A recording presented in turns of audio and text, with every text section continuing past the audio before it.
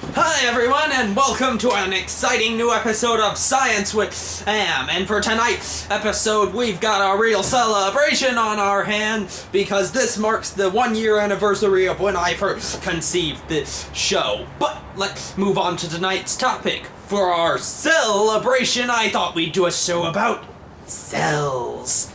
But we need to learn a little more about the history of cellular theory before we can get on with this exciting action-packed episode, so let's move on to that. Well, you see, in ancient times, Greece, Rome, Egypt, all of them, people didn't know about cells because they lacked the tools to see them, microscopes and whatnot, so they presumed that supernatural spirits were causing diseases and all that stuff.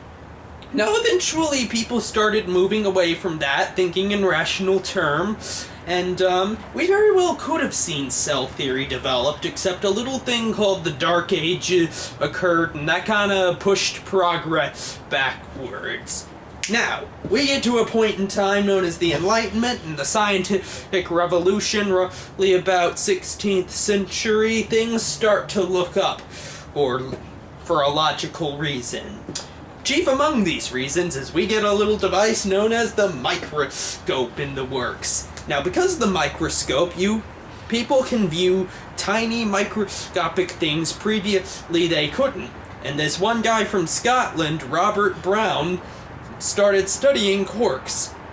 And he noticed that the corks had these tiny things in them that he called cells, because they looked like the cell that monks lived in. And as people started studying them further, they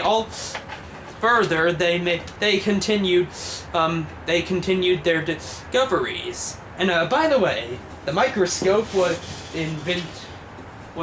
invented by a guy named von Leeuwenhoek from Holland.